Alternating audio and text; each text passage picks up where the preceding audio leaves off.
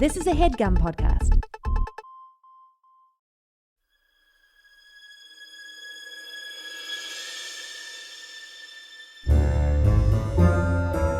Oh, yeah. Welcome to A Funny Feeling Podcast. I'm Betsy Sidaro. And I'm Marcy Jarrow. This is a podcast where comedians tell us their paranormal experiences, and we listen to yours as well. Oh, yeah. And if you have one of these paranormal experiences that you want to share with us, please email it to us at funnyfeelingpod@gmail.com. Now get cozy. And prepare yourself to be scared silly. This is a Funny Feeling Podcast.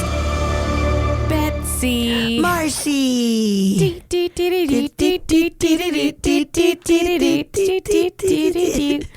Was that Home Alone? No, well, it is, but it's a Christmas. It's Nutcracker? Is it not? It's not Carol of the Bells. It's Carol of the Bells. Dun, dun, dun, dun, dun, That's dun. what I was trying to do. Oh, that's what you were doing. Oh, yes, then. Yes, Carol of the Bells. Oh, duh. I love Carol of the Bells.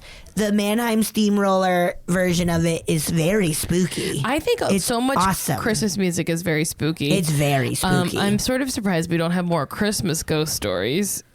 Oh, yeah. I mean, we got Christmas Carol, and that's the ultimate. Yeah, but I mean, like, listeners sending us Christmas stories. Christmas stories. Although, if we go back and listen to Jace Armstrong, He's got a good Christmas spooky story. yes, it's fucking scary. It's so scary. It's legit. It's so fucking scary.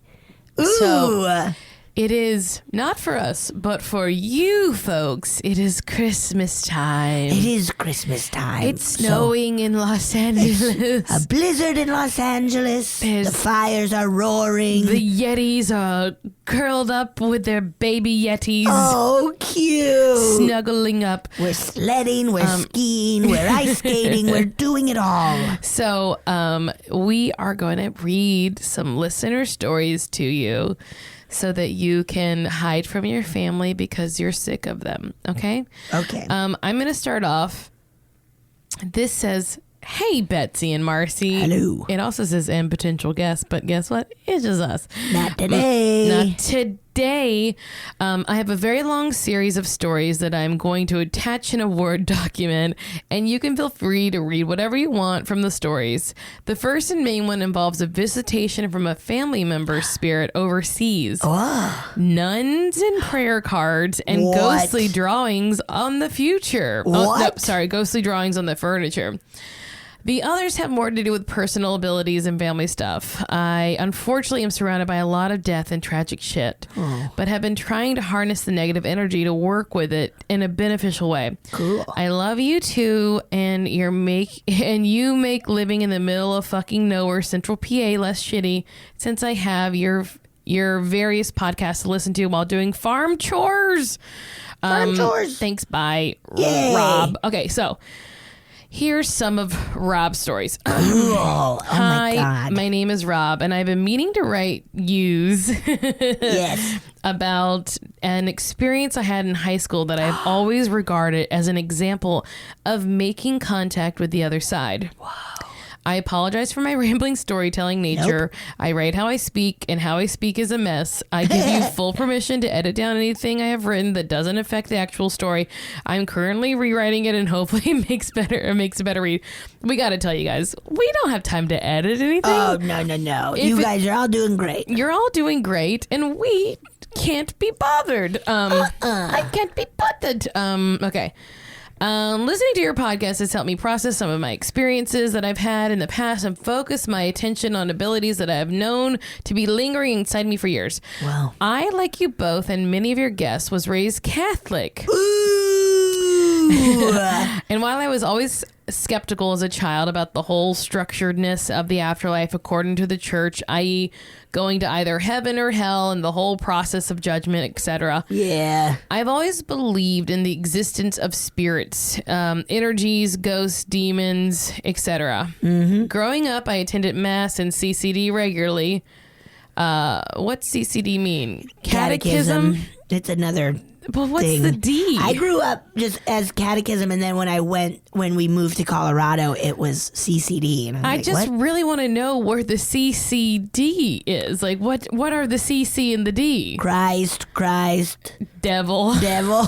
Christ, devil. Because I went to catechism, or we called it CCD as well. But I was like, what's I don't know what CCD means. And I'm never. I guess I'll never and know. Don't you dare tell us what it means, because I don't give a shit. I just remember it was something I did not enjoy. My parents taught it, and My parents taught it too. I thought it was fine. Did I tell you my mom made up a game? I must have called Bible baseball. Yes, I feel like I told you this. Yeah, and that was fun. That's funny. It was fun. Okay. My grandma was and still is very involved in our parish, and even has keys to the church. Oh, party! Hell yeah, dude! My grandma for many years cooked for a group of nuns that lived up the road from us, and Spooky. and occasionally I would help out with dinners. So I got to know a few of them. A benefit of knowing a bunch of nuns is that you automatically get put onto the prayer list, and it's like having a group of prayer warriors that have your back, no matter what. That may be creepy to some, but I take comfort in knowing there are some nuns around setting good intentions for me into the world. Yeah. That's very cute. That's nice. That being said, when I was 17, I was fortunate enough to have the chance to study abroad at a high school in Munich, Germany. Cool. That is very cool. Oh. Before I left for Germany, I had a going away party and spent time with family since I would be gone for 6 months. I only lasted 3 due to other circumstances. Oh boy. German. It's hard to understand them. Hard to speak their language. Yeah. That's what I assumed. Das ist gut. Okay. At this going away party, a few very sad things happened involving 2 of my relatives. First, my great aunt, who was like another grandma to me, and my grandma's best friend / sister-in-law told me that I wouldn't miss her while I was gone. Told me that I wouldn't miss her while I was gone, and that hopefully I remembered her when I got back. She said this to me after accidentally dropping 2 wine glasses while washing them and getting pretty upset. I was always incredibly close with her, and as my grandfather, who died before I was born, sister, I felt a connection to him through her as well. Family members have always told me that I take after my grandfather a lot. And I was the first child in the family born after his passing, and was also the last generation in the family. Oh. Secondly, my uncle, who for many years lived with ALS, and at that point was wheelchair bound, required a lot of assistance. But I grew up helping take care of him, and had unfortunately witnessed him die on one occasion. But I witnessed him nearly die. Sorry, I was like, on one occasion. I witnessed him nearly die on one occasion, but he was able to somehow rally for a few more years after that. He said to me before leaving my party that he hoped he wouldn't be there when I got back, meaning still be alive. Jesus. Oh, man. What a going away party. Family's really laying it on. Yeah. God. I have always been very sensitive to things involving death and dying, and as someone with a multitude of mental health issues, can get pretty emotional when the topic comes up. Mm. At the time, none of my health issues were being properly addressed, and I was very depressed, suicidal, had eating disorders, and struggled with my sexuality, etc. Fortunately, I have addressed these issues now and have been happy and healthy for about 5 years. Congrats! Yes, that's huge. It's not easy. It's not. It's not. It takes a lot of work. But you can do it. You absolutely that's awesome. can. Shortly after that party, I'd moved in with a host family in Germany and had quite a hard time adjusting to living in such a starkly different world than I was used to. And I found myself obsessing over home, wanting to hide inside myself and be surrounded by my things. Because of this, I had started to put pictures and things from home on the walls and stuck into the picture frames, into the frames of mirrors, etc., trying to distract myself. Mm-hmm. I became increasingly withdrawn and would hide in my bedroom 95% of the time. Oh. At the beginning of September, after having been there for about a month, my dad messaged me on Facebook seeing how I was, telling me I should call the house when I got a chance. I immediately felt sick to my stomach because there had been something wrong for him. There had to be something wrong for him to reach out to me like that. Oh, God. When I called the house, my mom sounded really chipper and excited to hear my voice. Then suddenly changed when they let me know that my great aunt Marie from the party earlier had passed away the night before. Oh. I immediately broke down into tears, Didn't know what to do other than retreat to my basement hideout and want to die. Oh. I went downstairs, and as I closed the bedroom door, the change in air pressure or whatever knocked a small prayer card that I had wedged into the frame of the mirror weeks ago to the ground. What? It was so distinct that it had my full attention, and I went over and picked it up. It was a prayer card that the aforementioned nuns had given me, and a card wishing me well on my journey. I had not read or prayed with the card prior, so I didn't actually know who or what it was for. I began to read the prayer and got sick to my stomach and covered in chills as I made my way down the card. The prayer was written to Saint Joseph, the patron saint of departing souls. Whoa. I took this as a sign that my Aunt Marie was also in the arms of Saint Joseph and was being taken care of on her way to the afterlife. Whoa. Let's see. I've included the prayer card. You don't have to read it, as I know many are sensitive to the idea of prayer, but just for your reading, you can see why I got chills. Later that day, I noticed on the side of the cabinet near my bedroom door was the shape of a heart drawn on the painted wood. What? I looked closely at it, and it looked like it was done with dirt, but I rubbed it and nothing came off. The part that sticks out to me the most was how it looked as if someone had taken the first and second fingers of each hand and used them to draw the sides of a heart, as if they lightly touched their fingertips to the dirt and drew it on the side of the cabinet. Whoa. This was the first time in weeks that I noticed this heart, but I put it aside in my head because I was more concerned with how to get back to the U.S. for the funeral. Mm-hmm. The next day, my host sister came to check on me, and when I opened the door, her face instantly turned sour and she seemed angry. Why did you do this? She said and pointed to the heart on the cabinet. What? I have no idea. I just thought it had always been there. But she wouldn't believe me and told me that it was there. It was never there prior to me arriving, so I must have done it. She had stopped into the room earlier in the day and never saw or mentioned the heart, so it confirmed to me that it appeared miraculously. Whoa. My host family treated me very poorly and were aggressive and fought with me on a lot of things, so this was super in line with their behavior. They also responded to me going home for a funeral by saying I was abandoning them and I should get used to people dying more often now that I'm an adult. What? Jesus Christ. Why are you guys a host family? Yeah, because they get a little money. Oh. They're bad. Goodness. Anyway, I take this as a secondary sign from my aunt that even though I was not able to be there with her when she passed, like my other family members, she was there with me and knew how much I loved her. Yeah. I remember feeling like I had been hugged by the air and energy later in the room. But I was also very emotionally unstable. I take this later moment of comfort and warmth to have also been my great-grandmother visiting me to comfort me as well. Yeah. For she was the first person I know to die. And I was deeply impacted by the whole experience, obviously. This is one of the most clear examples of my past, having been visited by spirits or energies of some kind. But I also have more to say about my current experiences with these topics. Whoa. This will be more information that needs to be shared on the pod, so you can keep it just as a private story if you like. I guess this is. Maybe we should. Yeah, I feel like that's not for y'all. Yeah, I think maybe we should do that. Okay. So, you want to hear the St. Joseph prayer? Yeah. Okay. So here's the prayer. Okay. Oh, St. Joseph, whose protection is so great, so strong, so prompt before the throne of God, I place in you all my interests and desires. Oh, St. Joseph, do assist me by your powerful intercession and obtain from me, your divine Son, all spiritual blessings through Jesus Christ our Lord, so that having engaged, I just realized I'm like totally reading a prayer, like I'm praying over everyone. Anyway, so that having engaged here below your heavenly power, I may offer my thanksgiving and homage to the most loving of fathers, O Saint Joseph. I never weary of contemplating you and Jesus asleep in your arms. I dare not approach while he reposes near your heart.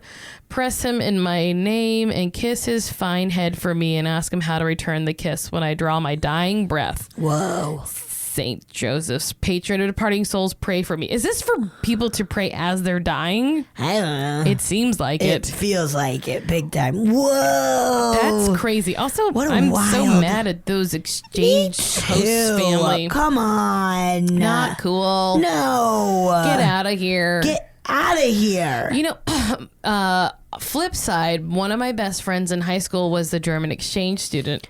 And I feel like her host family wasn't that nice to her. Weird.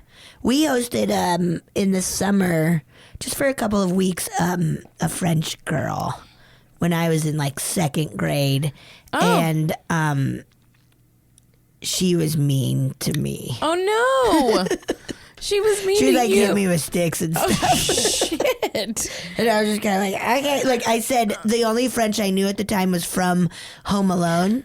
Les Incompetents, which I still don't know. Like, she's like, his sister's like, you're what the French call les incompetents, which must be like lazy and incompetent or something. Well, it's just saying they are incompetent, I believe. Oh, okay.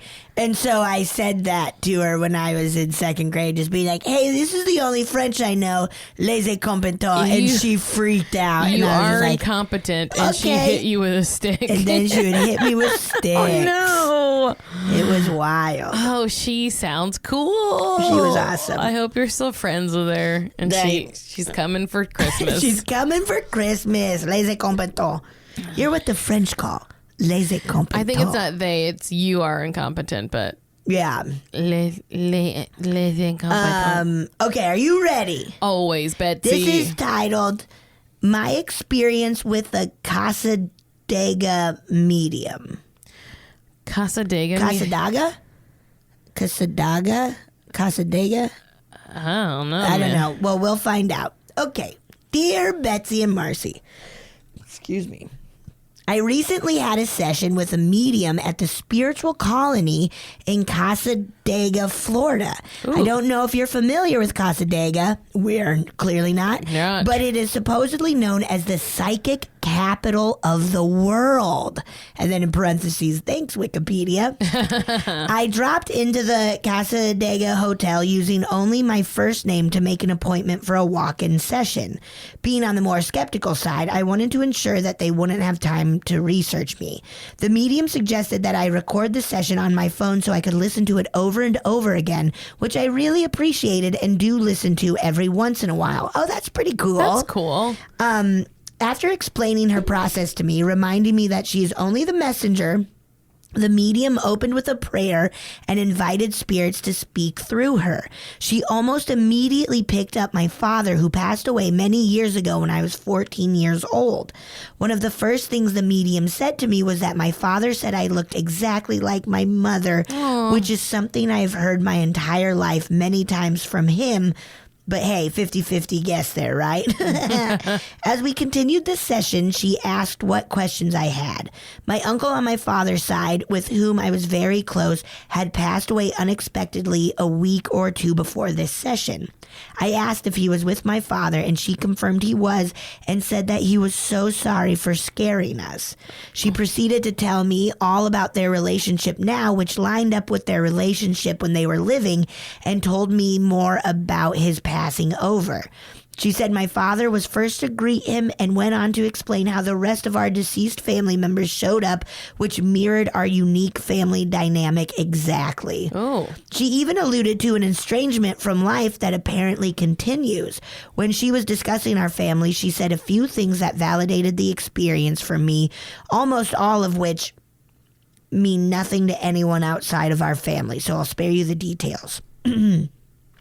One of the things that she said that really stuck out to me was that my dad was making fun of the art we have hanging in our house and said, "That's not art." This was especially confusing to me, as almost all of the art on our walls is art I took from my parents' house when my mom moved and downsized. Why would he be making fun of art that he and my mom picked out and hung in their house together? I spent a day or two trying to figure out why he would possibly be making fun of it, to no avail.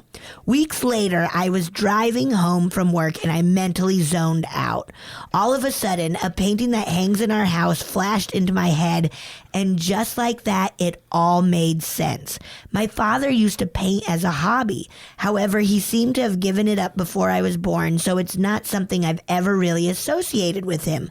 The artwork my dad was making fun of, a painting he once painted that hangs right outside of our powder room.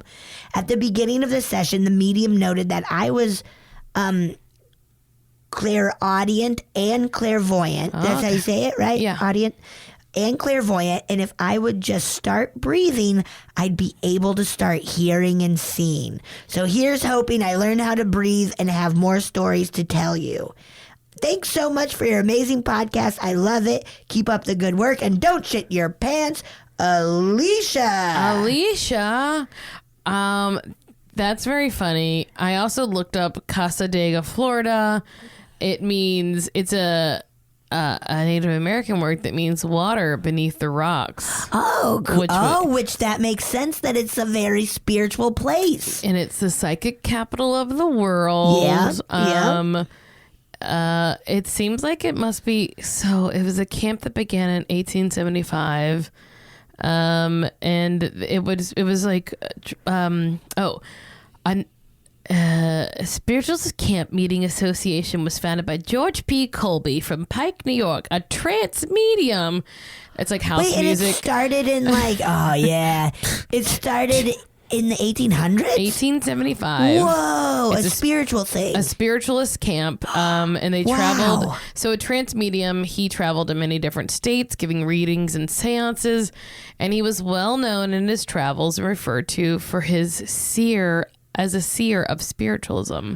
Whoa. And he also attended other spiritualist camps like Lilydale in New York, which you I've want to go about. there? You should go. You want to go with me? I don't want to. Do you want to go to Florida? No. You don't want too many psychics reading your thoughts. No, they're nasty. They're gonna get inside your little they're brain. Nasty. My thoughts are nasty. Your thoughts are about Taco Bell and what it did to you. Pretty much. That's really cool. Like that is so the cool. art stuff too. Yeah, where like a self-deprecating. It's so yeah, exactly. Ghost. Oh, because if someone were like, the art in your house isn't art, I'd be like, I don't even know what you're talking about. Yeah, like I have a few paintings hung, but like. I have some of like drag queens and stuff. I'd be like, oh, I like it. Shut up, Ghost. Ghost, I like that art. Mind your business. Mind your beeswax. All right. Jimmy, read another one. Yes. The subject line is ghosts from a nurse's perspective. Yikes. I'm already scared. I'm scared. There was a spooked about like an EMT. Oh God! Did you hear that? It was from like last season. I or listened something. to all of the Spooked this season. Yeah, even the ones I got that dumb app. You did? I haven't listened to this season, but I will cancel it. Yeah. Because I listen to everything I want to listen to, and guess what? Everywhere else podcasts are free. Yep. This podcast is free. Yep. Why don't you listen to this one? Rate, review, subscribe, tell a friend. Oh no, Marcy's smoking. Yeah, Jim Carrey. Smoking. Okay. Hi guys. I wanted to start off the email by saying I love your show. Thank you. Just discovered you guys a couple weeks ago and have been catching up in the car during my drive to work. I travel a lot for work, so I go through around 1 to 2 episodes a day. I love it. I have my fair share of my own ghost stories, but I'd like to share something a little different. Okay. I'm currently working as a home health nurse, traveling to patients' homes to provide care. Whoa. Before I became a nurse, I was a certified nurse's assistant in the state of Florida. I worked in various settings, mainly assisted living facilities, hospice, and the hospital. Oh my God. I have to say hospice nurses are the most spiritual out of the profession. Yeah. That makes sense. Yeah. Mm-hmm. While working in hospice, I encountered my fair share of eerie moments.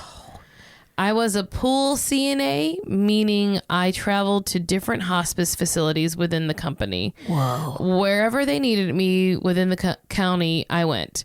In Florida, most hospice facilities are quote unquote standalone, meaning they are buildings not attached to anything that are specifically for hospice patients and they are specifically for hospice patients to live in their final moments in a peaceful environment. Oh. Some hospice centers are attached to nursing homes, and some hospice patients choose to pass in their own home. Mm-hmm. But be it their actual home or place of residence, like their room at an assisted living facility. Every hospice nurse I've encountered was very spiritual and very superstitious.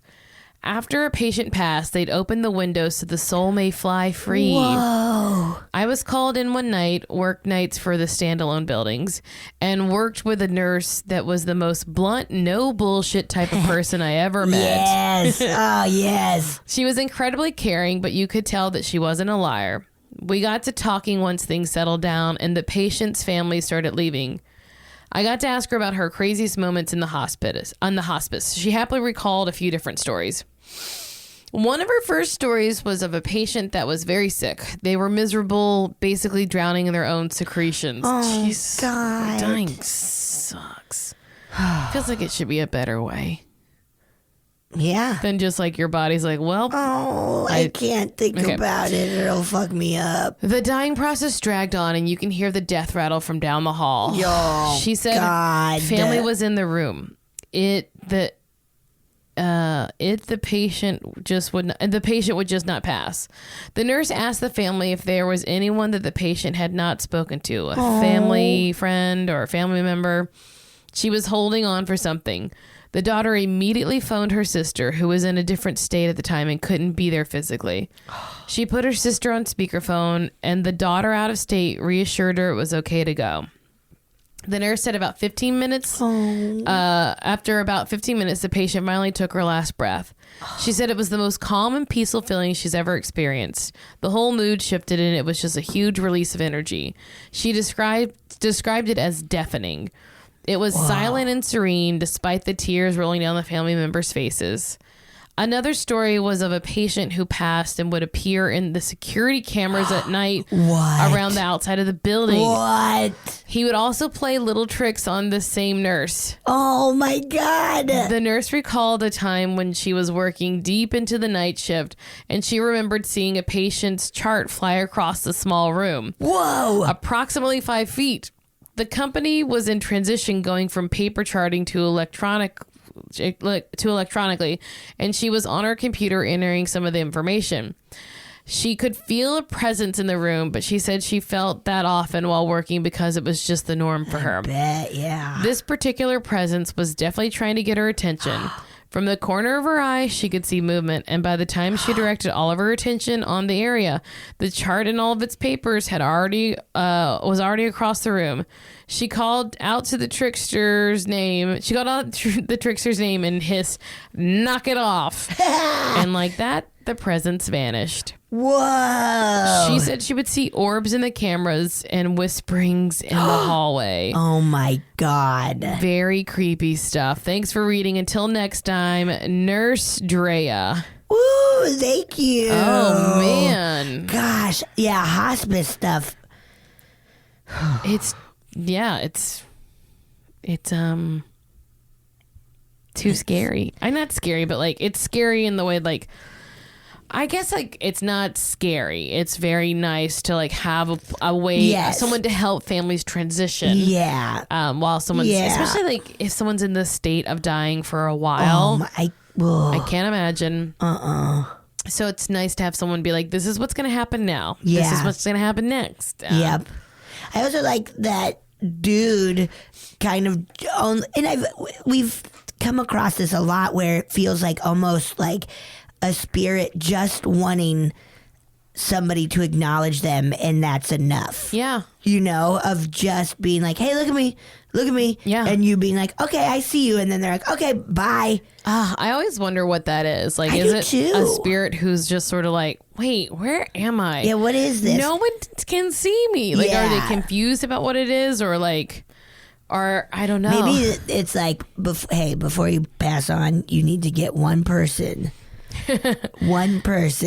to see you. It's like an MLM, a multi-level marketing. Yeah. But for scaring. Look at you, MLM. MLM, Shit, baby. man. I read Facebook groups. Oh, I don't know any about that. Is that a longie or a shorty? Let me see. Yeah, let's take a break. Oh, let's take a quick old break then. Ew. Woohoo! And we are back. What a good break. We had a great break. Are you ready? Betsy, you know I'm ready. We got two stories. We got a listener's story, and then their mom's story. Oh, hell yeah. Okay. Hi, Marcy and Betsy. I love your podcast. And Betsy, I loved your episode of Nailed It. Thank you. Yeah. Had a blast. Nailed it. A little backstory.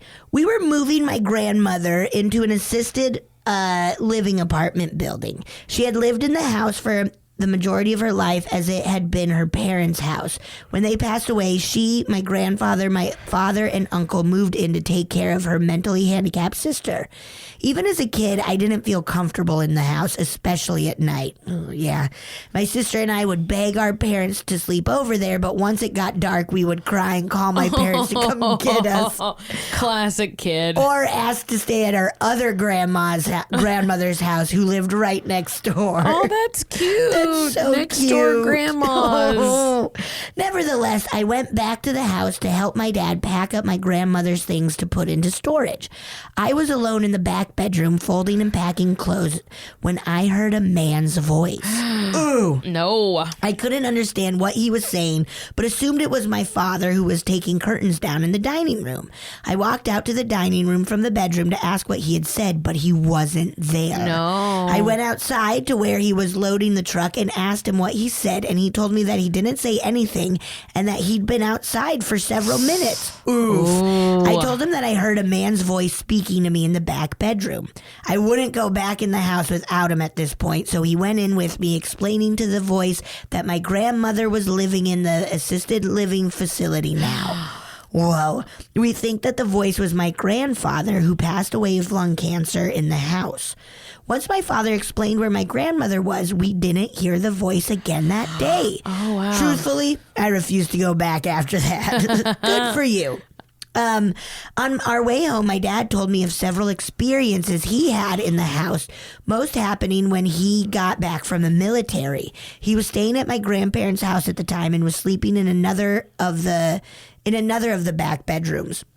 The bedroom was very small, big enough only for a twin bed and a small dresser. One night he woke up to see a shadow figure standing next to the bed looking at him. Oh, no. Ew. No. He didn't react and just went back to sleep. And then in parentheses, nerves of steel, that one. Another time he was sitting in the living room and could see down the hallway to the back bedrooms. He saw something out of the corner of his eye and turned his head just in time to see a ghostly foot enter my great aunt's bedroom. Wait. Ew. I think that's the scariest way I've heard of a ghost. So scary to see just a ghost foot. Like walking, like I'm imagining just like the back part of it walking in. Ooh, that's fucking nuts. That's knuckin' futz. My cousin also lived at my grandparents' house around the same time. She was a baby, but my aunt mentioned a time when she went to check on my cousin in her crib, also in the back bedroom, only to find a ghostly woman standing over the crib watching my cousin sleep. Oh, I don't care for it. Ew. Betsy, you sick. shook so hard all your hair fell out. All my hair is gone. I'm bald now. You look like one of those Rex cats. Oh, yeah. As I mentioned, my great aunt was mentally handicapped and would often talk to herself, or so we thought. My family often wonders if she was perhaps talking to the person who, quote unquote, shared the back bedrooms with her. Ew. Someone else lives in that house now, and I would love to know if they've had any similar experiences. Hell yeah. Call them up. See. Beep, boop, boop, boop, boop. 555-1899.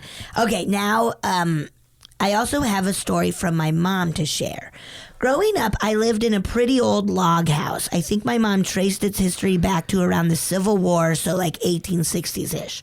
My sister and I were convinced that it had to be haunted, but I never saw anything, so I stopped thinking that shortly after we moved in. My mom did have a few experiences, though. One day when she came home from work, she came in the kitchen door only to see a man sitting on the stairs that led to our bedrooms. No. He disappeared quickly. Yeah. He better. Yuck. He better disappear. Get out of here. She also had an office upstairs where she would work on occasion. One day she was sitting at her desk and someone something ran his or her fingers through my mom's hair. Ew! This, of course, freaked my mom out. She told whoever it was that they could be there and she would share the space, but please no touching. I mean, after something touches my hair, I'm like, get out, you're done for. Yeah, don't touch my hair. There's no second chances. That's like in real life when somebody doesn't say excuse me, but just touches like your back. What? And it's like, you say excuse me. Wait, who did that? I feel anywhere in a crowd, like. Oh, I thought your stuff was just like, excuse me, and touching. Oh, no. Like, just in a crowd. just running their finger down the small of your. Excuse me, Betsy. Nasty. Well, she wasn't touched again. Oh, with like you mean like when they're scooting by? Yeah, where it's like, I'd rather you say excuse me than just touch me. My back. Yeah. Yeah. I don't need you to touch me. People to touch me. Look, you know what I don't need today? People touching me. I don't need you to touch me. People touching me. Yeah. Strangers touching me with dirty hands. She wasn't touched again. They've since moved out of the house and it was deconstructed to be rebuilt elsewhere. Oh. Spooky. They took it apart wall by wall and put it back together like a Lincoln log. Yeah. Yep, exactly. Yep. Did you say wall by wall or log by log? Wall by wall. Wall by wall.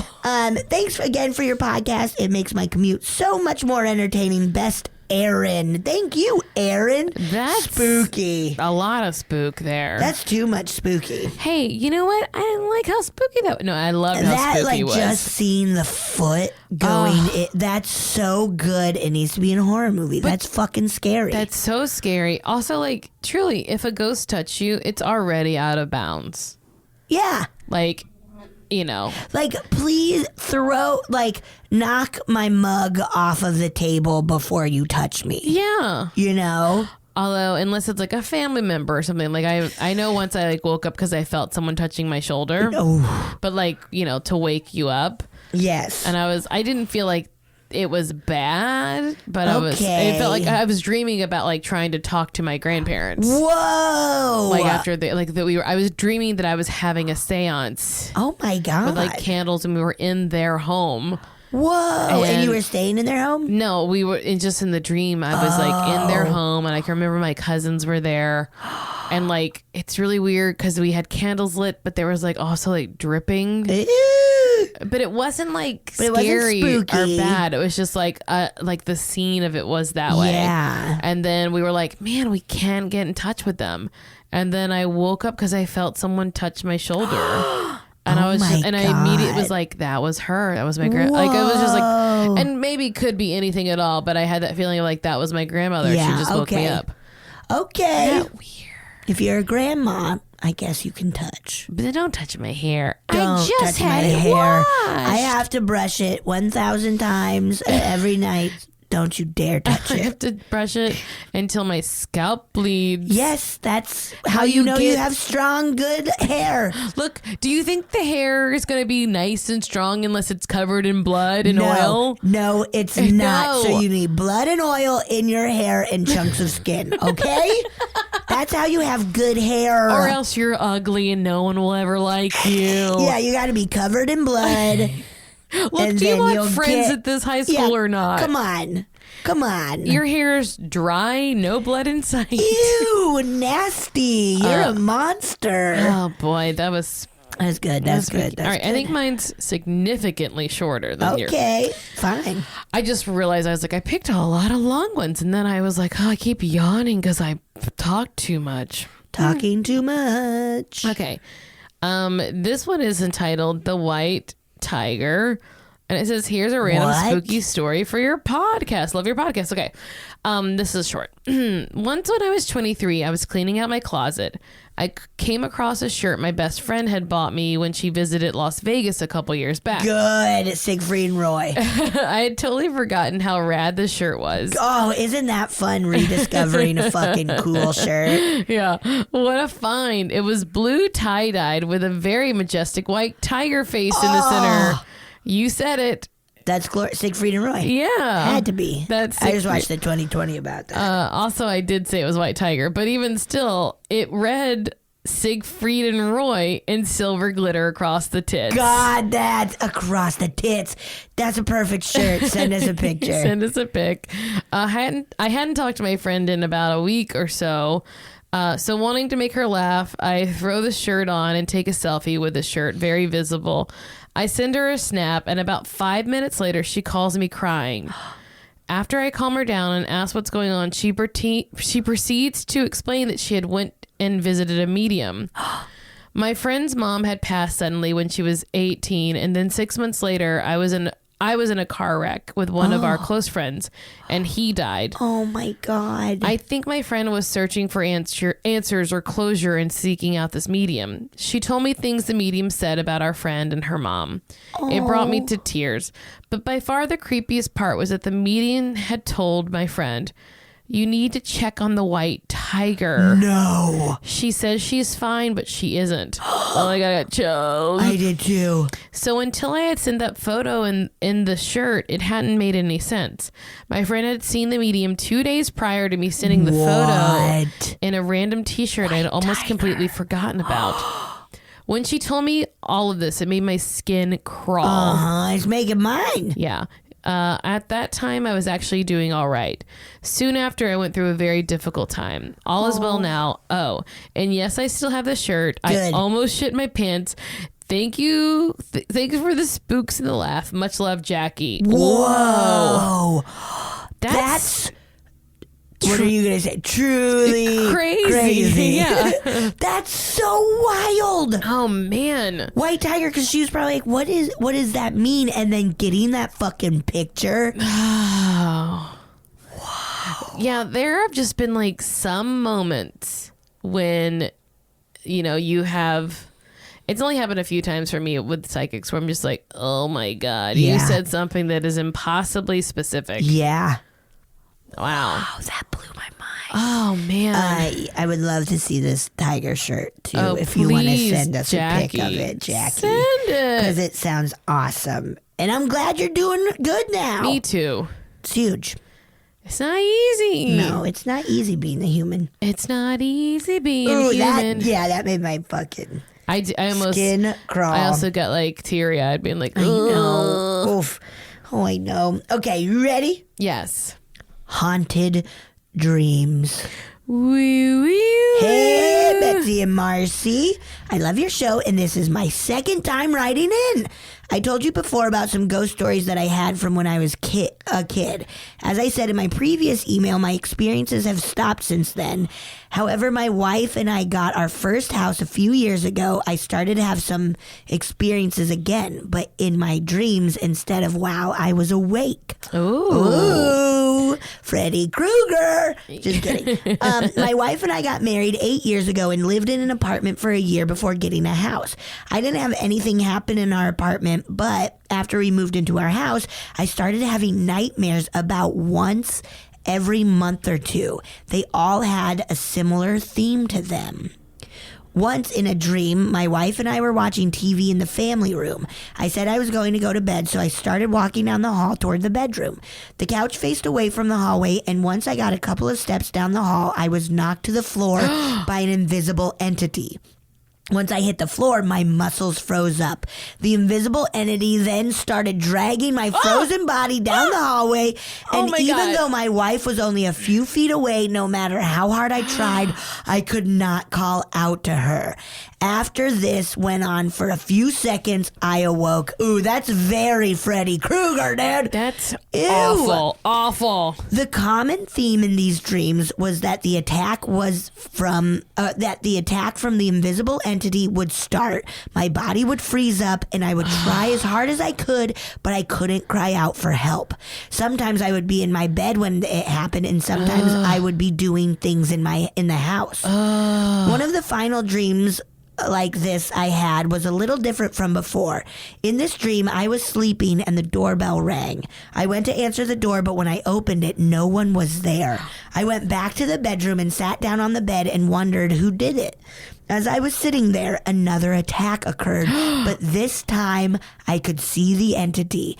A slender, tall black figure appeared on the bed next to me and pushed me down onto the bed. Oh, no. It climbed on top of me as I was frozen again and trying to cry out for help. It was pushing me down into the mattress. In my struggle, I was able to look to my left, which is where my wife sleeps in bed. When I looked over, I saw another entity, except this one was white. It reached over and tapped me twice on the shoulder, and then I woke up. Jesus Christ. After that, the dream stopped for a while. That was probably about 3 or 4 years ago, and I've only had 2 more dreams like that I can recall. We moved into a new house last fall, and I had one similar dream a couple of weeks ago. After that, my wife suggested me getting some holy water and bless the bed with it. I had done that once before in the old house, and I believe it made it stopped for a little while. I haven't had any of the dreams since, but it hasn't been that long. Hopefully it's another long while before I ever have one. Another one. Keep up the good work with the podcast. I look forward to hearing more episodes, and I hope the show continues for a long time. Alex.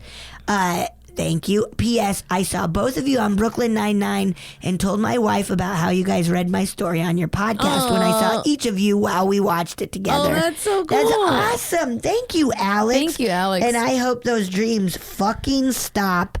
That's so scary. Nothing sounds scarier than being dragged while you're frozen, trying away to from your out. partner. That is so scary. And then the Slender Man thing and something tapping you. Awful. Dreams are so wild. Yeah. Dreams are really nuts, man. I was just talking to some friends over Marco Polo because we're old ladies and we do weird apps like that. And I've been trying to get them to let's for the next week or so try to remember our dreams and tell each other and see if we can make interpretations. Whoa. But it's very hard to remember your dreams. Yeah. Sometimes I dream every night for sure. And they're pretty vivid, and I remember them for the most part, that next day. But they're easy to then just be like, you're just like, whatever. Get out of here. You have nothing to do with me.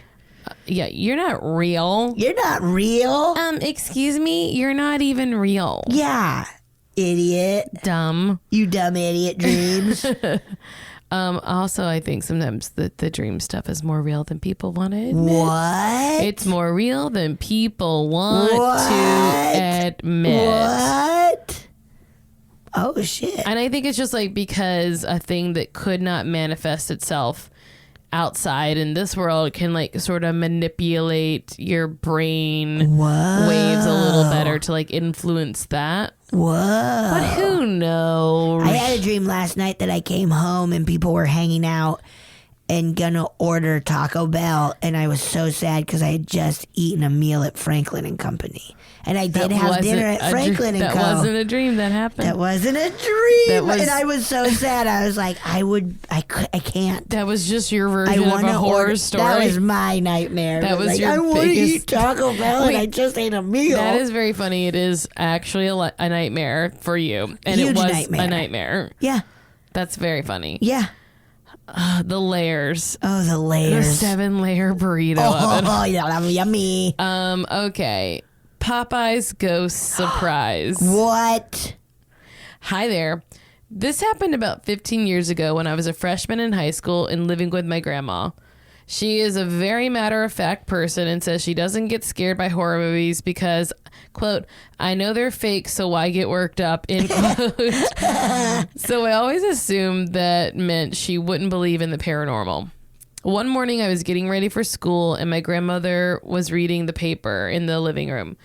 She called over to me and said she felt really weird, like someone was watching her. Whoa. She was adamant that someone was there and watching or something. She didn't seem scared, just weirded out. I, on the other hand, was freaking out thinking maybe someone was trying to get in the house or lurking around outside. So we started to check all the windows and doors just to be sure.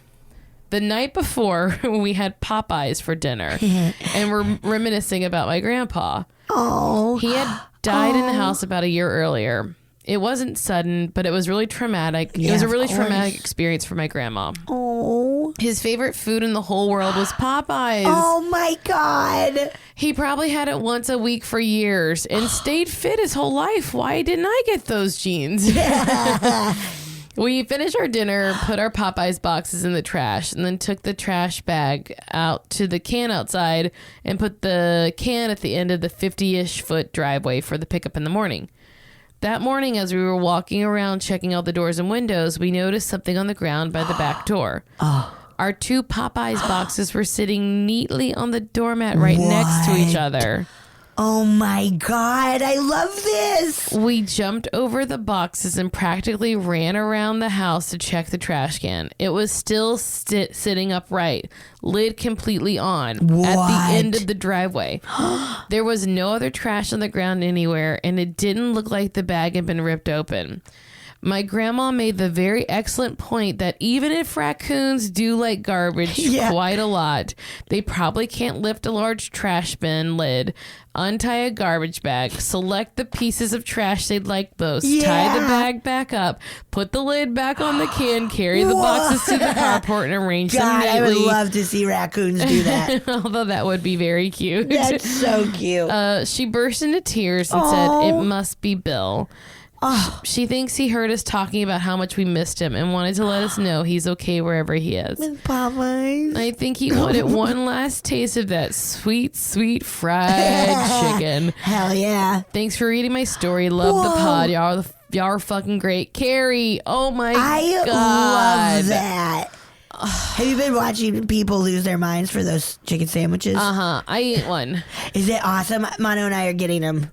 We're getting them. We're getting soon. We've been planning to we gotta get those. We're on a list. I had like a coworker when they first came out went and bought a bunch and brought them back, and it was like so hard to tell. I was like, it's good, but it's also like it had been cold, so it's like I don't know. Yeah, it's good though. But it's good. Okay, I'm excited. I don't think it's anything to be like, oh my God. People are doing that. It's one of those things where you'd be like, this is good that I can get this as fast food. It's not good if you have to wait an hour for it. Yeah, of course not. It's not like Howlin' Rays. Like, I have a really hard time, even if it's like Howlin', like, I have a really hard time waiting a long time for food. Even if it is like, this is fucking awesome. Yeah. I still have like, where it's like, guys. This isn't a concert that we're like camped out for tickets. Yeah. What would be your fast food that you would come back to haunt? Yeah. They don't have one here, but Cane's Chicken Fingers. Okay, yeah. Have you ever had a Cane's? I don't think I have. And you worked there, right? I worked there in high school. I loved it. I think the company is really cool. They give like all holidays off. And Great.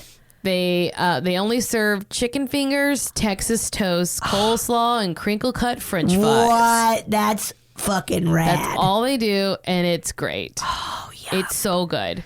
Yum. Always fresh, never frozen. Oh. Literally. Nice. Also, their sauces, the cane sauce. How would you describe the cane sauce? Are we talking like sauce is essentially Thousand Island? It's more like I mean, they have a lot of sauces like this now. Like I think McDonald's even did their version. They basically ripped off the cane sauce with the sauce they made for their crispy chicken tenders, the new ones they made. But it's essentially like a ketchup based sauce with mayonnaise, and salt and pepper. Great.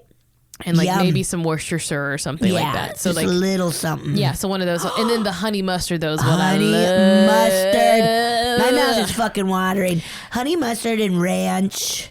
Dipping chicken tenders into honey mustard is the best. Oh my God. My mouth is fucking watering so much. Oh, my mouth. I love dips. And I love dunking chicken fingers into those dips. I mean, you know what my favorite place in New York was? Pommes frites. but it did explode. I think they rebuilt it. It exploded? Too many fries. What are those buildings that exploded like 5 years ago that was like, what the hell? What is going on? A whole building exploded on the Lower East Whoa. Side. I honestly think it might have been a situation where the landlord was illegally siphoning gas and and then truly killed a bunch of people. Oh my God. Going to be New York's tried. wild, New man. York City. But what food would you come back for? Taco Bell. Oh, absolutely, yeah. Yeah.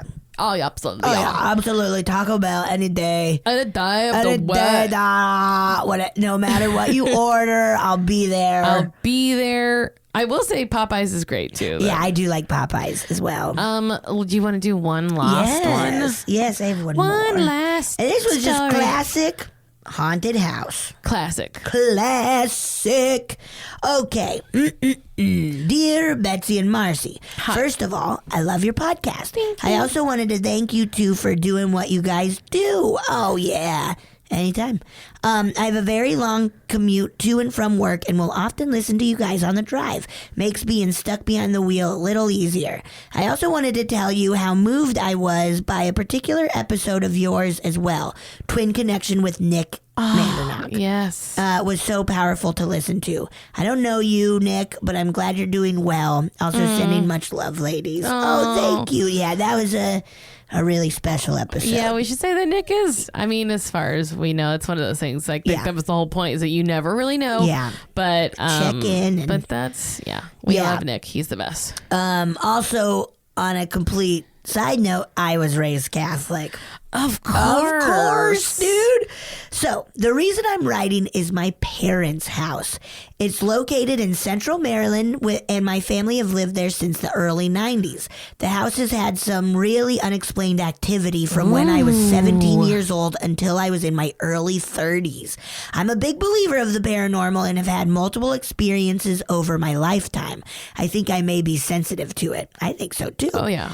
However, I also work as an analyst. I'm not really quick to call every unusual experience paranormal and try to look for a logical explanation whenever and wherever I can. We actually knew the family that owned the house before my family moved in, so I'm not sure if it's the actual house that is potentially haunted or if it's something that over time has attached to my family. Uh-oh. No. I think one's worse than the other Yes, one. absolutely. Okay, the first unusual experience I had in the house was when I was 17 years old. I was finished with school for the summer. Oh, that's the fucking best, dude. But my younger brothers were still in school and both of my parents were at work. I had slept in until about 10:30 a.m. Yeah, and was still lounging in bed because I didn't have to be at my summer job until later that afternoon. Nice, dude. Good day. My bedroom was in the front of the house facing our driveway and our front yard. And it was right next to the stairs leading up from the ground level and next to my parents' bedroom. While I was lounging in bed, I heard the front door open, someone come running up the stairs, run into my parents' bedroom, rummage around as though they were looking for something, run back down the stairs, and slam the front door shut. I sat up to look out the window at the foot of my bed, fully expecting to see one of my parents' vehicles leaving, thinking they had maybe forgotten something. The only vehicle out front was mine. No mom's van, no dad's car, and all three of my brothers were way too young to drive. There was no one else outside. Oh my God. Fuck. Oh my no. Oh my no. Kind of in shock, I got up, opened my bedroom door, and did the completely cliche yell of, "Hello?" No answer.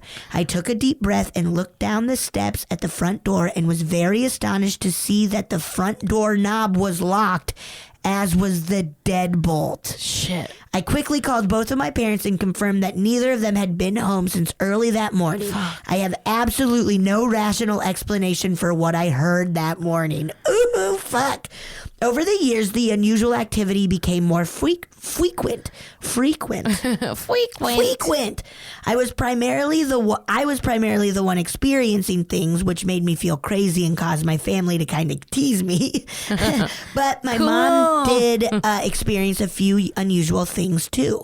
Once, when my mom was the only one home, a soft A soft toy ball that belonged to my brothers launched across the kitchen and hit her in the back. Oh,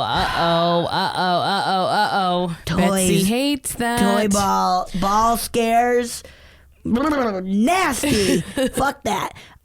When we were getting ready to leave to visit family, my mom heard voices in the other room and assumed that we had either left the TV on or we hadn't gotten in the van like she had asked us to. When she walked into the room, the voices immediately stopped. The TV wasn't on, and my brothers and I were sitting in the van outside. Like good little children. Jesus Christ. Some of the activity I experienced included seeing random balls of light in a few rooms of the house, light switches and lamps randomly turning themselves on and off, hearing the footsteps of someone walking only to turn around and see no one was there, seeing a full shadow figure walk across the front porch. It actually turned on our motion sensor activated porch light. Oh, no. Oh, my God. Hearing the whispers of people talking in the middle of the night and having a picture frame that used to hang on my wall be thrown across the room. The frame actually landed around the opposite corner from the wall where it had been hanging on. The glass had shattered and the frame was broken in 2 pieces. Quite a bit of the activity were things that I experienced in my room. By far, the most frightening thing I experienced was in the very early morning hours over the weekend one summer when I was in my mid-20s. I was lying in bed watching TV with the volume down low, with the window at the foot of my bed open to let in that cool summer breeze. Hell yeah. Hell yeah. As I laid there, I heard some kind of noise coming from outside. Being somewhat nosy, I muted the TV and sat up to see what it was. I mean, I don't know if that's nosy. I think that's just, hey, what the fuck? Hey, I need to know the gossip. What the fuck is this?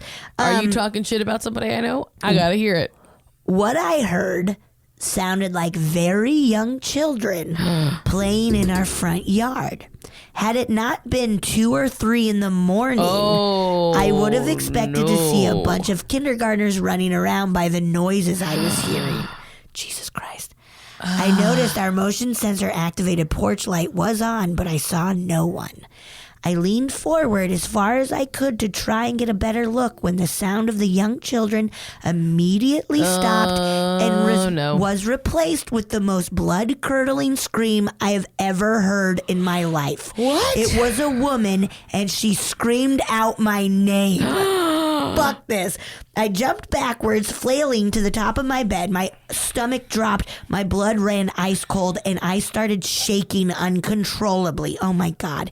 Any minute I expected my mom to come running into the room. She's an incredibly light sleeper, and surely she must have heard it too, but she never did. Mom? No one else heard it. I have no explanation for what happened. I know what I heard was real. I can still hear that scream in my head. I'll be honest, even writing this story out kind of gives me the creeps all over again. Yeah, I bet. About a year after that, I moved out and one of my younger brothers moved into my old bedroom. One time when I was back for a visit, he pulled me aside and said that he finally believed me. When he moved into my old room, he had begun experiencing some of the exact same things that I had, especially the whispers in the middle of the night. Yeah.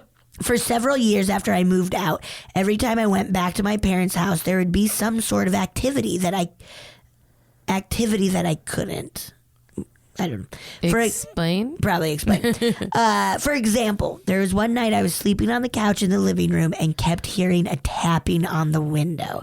That damn motion sensor activated porch light kept turning on too. I would get up, look around, see nothing, and settle myself down to try and sleep when the tapping would start again. After about 5 times of getting up, I told whomever it was that they had my attention. I acknowledged that something is there, but asked politely if it would stop knocking so I could get some sleep. The knocking stopped after that. I love that. In the past couple of years, there's been no activity whatsoever. As suddenly as it started, it ended just as abruptly. Thanks for reading, and I hope you enjoyed my story. I have several different paranormal experiences as as well as an incredible experience with a psychic. I'll write them out and send them in soon. Ooh. Have a good one, Melanie. Holy shit. That's... Ew. Even if it's daytime spooky. and there's a bunch of kids playing on your lawn, that's fucked up. 2 a.m. is so... Yeah, that reveal of it being like... And then hearing 2 or someone 3, scream your name. That would destroy me. And then your mom not even coming to help you? Yeah. What the F, Mom? God, and that fear of when you're just shaking. Like your body is just like, I don't know what to do. Oh, We boy. will shake now. Now we shake. We shake. And we shake. I've had that feeling after nightmares, where you wake up just being like, whoa. As you were reading the story, I was like, I'm trying to think if I ever had a moment where I just, like, I've been scared, but not like to shake, like not that kind of fear. Yeah. I'm one of the idiots who runs towards danger. Yeah. Because all I can think of is, like, I can't stand the suspense. What's happening? I can't stand I'd honestly rather confront something very dangerous and just get it over with than, like, be afraid and letting hide. it in your mind grow. I would try to fight a dinosaur in Jurassic Park, I'm You sure would of it. try to fight a dinosaur. I would get eaten, of course. Marcy. But I'd be like, let me go ahead and deal with what this. if it... Oh, so it's not just seeing it and knowing what it is. You want to deal with it. I want the experience to be over. Wow. So I'm like, the fastest way to get it over is to go. And I don't think that's correct. I think that's how my idiot brain works. Yeah. I don't think I would survive a zombie apocalypse. I don't think I would. I don't think I'd want to. I'd be like, I guess I got to go bash at a zombie head. And then I'd be like, well, there's too many. Actually, that would be kind of fun once. To bash. To just get rid of a zombie once. Just get rid of a zombie. Just once. But then the tapping on the window. Ew. Too many scaries. Nasty. But I do like addressing it. Because maybe it was that thing where it's like, okay, great. You do know I'm here. Own your cool, space. I'm out. I mean, there are a few instances in life where someone is out or something is out to truly harm you.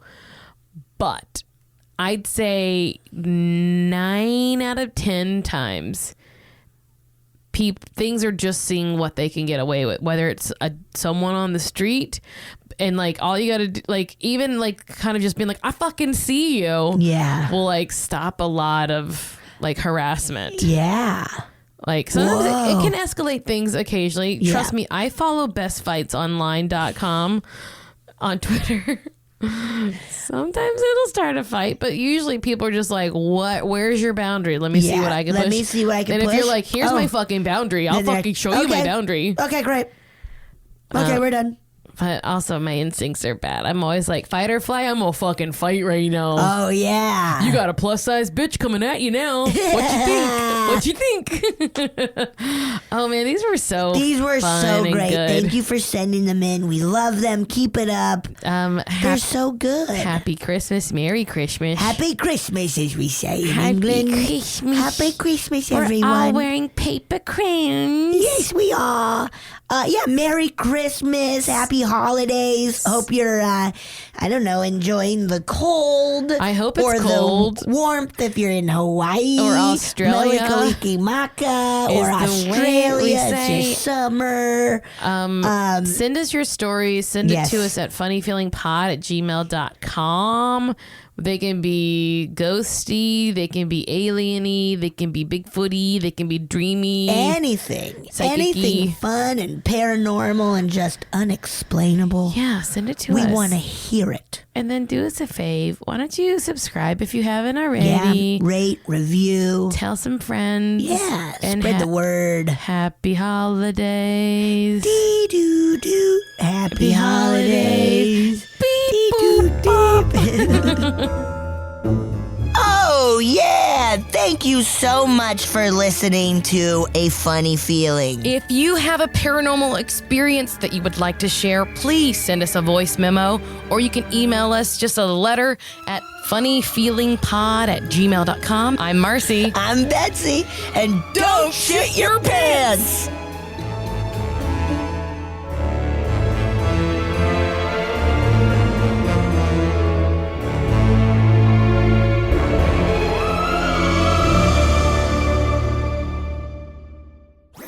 That was a HeadGum podcast.